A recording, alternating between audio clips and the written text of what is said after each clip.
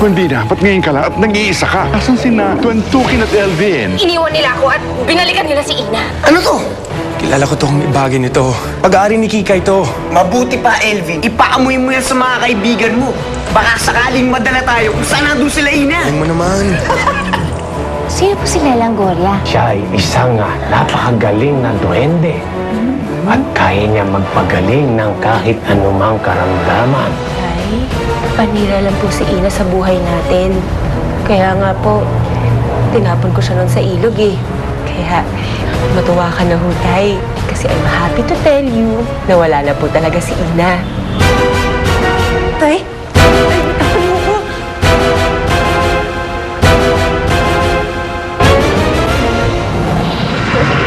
Bitawan mo ko!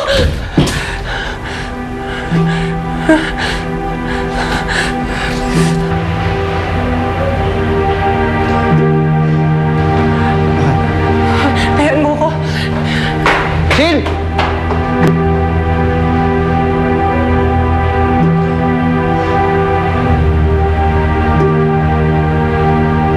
May topak na yata talaga yung babae. Kahit ano pong sakit, kaya niyong gamutin? Ay, oo.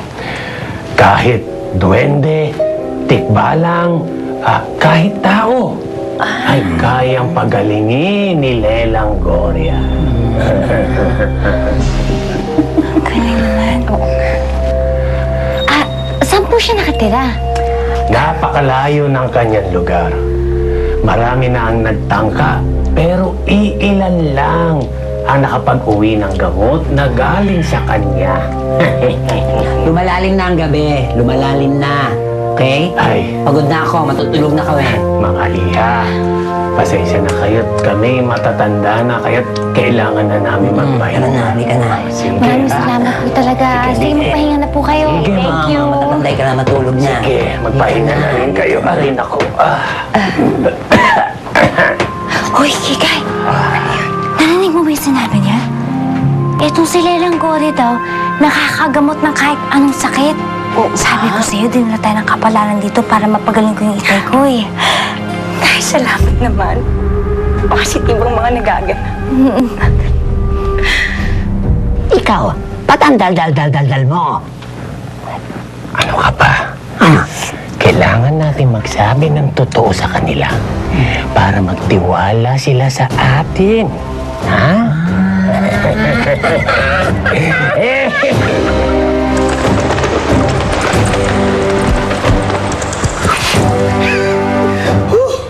Yan!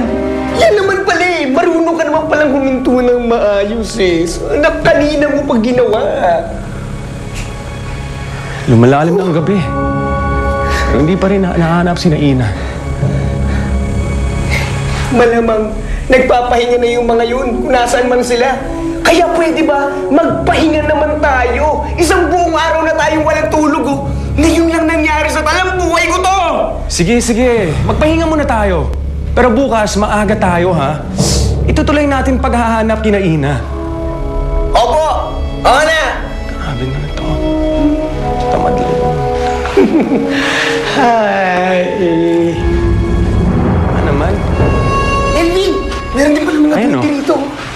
Mga kaibigan, maaari bang magtanong? May nakita ba kayo ng mga babae? Isang na mahabang buhok. Yung isa Mamadali kami. Gusto maging handa ang amo namin para sa subasta bukas. Subasta.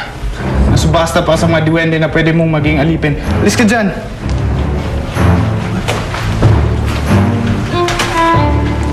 Saan nandyan?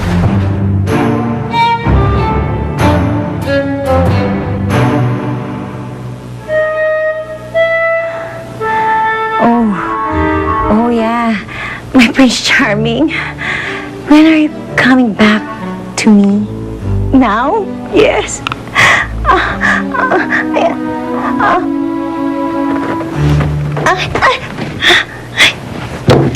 Sayang, panaginip lang pala yun. Akala ko pa naman. I miss my Prince Charming pa naman. Ay, panaginip lang pala. I wanna see you soon.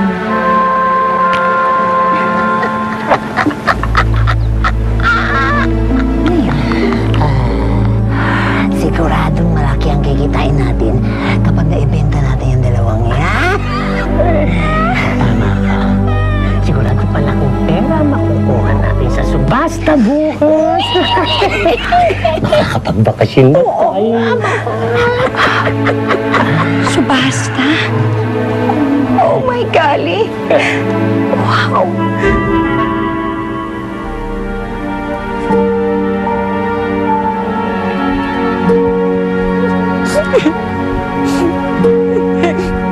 Hindi pwedeng magising si Itay. Hindi siya pwedeng magising.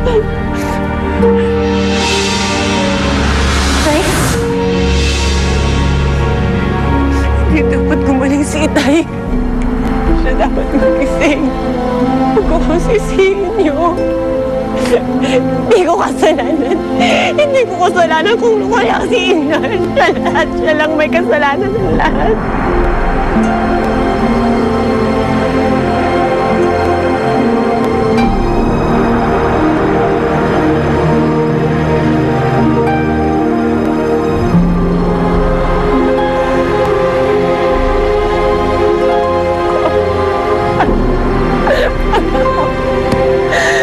Masisihin niyo. Hindi ko kasalanan. Sister Raka, Sister Beth, gumising ka na. Gumising ka. Bilisan mo. Sabi na, kailangan na talaga natin umalis dito. Ano nangyari sa'yo? Ano nangyari? Ano? This is really it. Kailangan na natin tumakas. Halika na. Teka, bakit ngayon? Kailangan ko pa malaman kung saan nakatira yung lelang gore na yun. Dali ba may mapa sila? No time na tayo para dyan. Ibebentile na tayo bilang alipin sa gigilid. Ha? Oo, isusubasta nila tayo. Ano daw?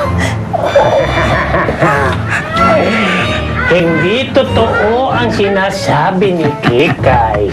Oo, hindi namin kayo ibibenta bilang mga alipin.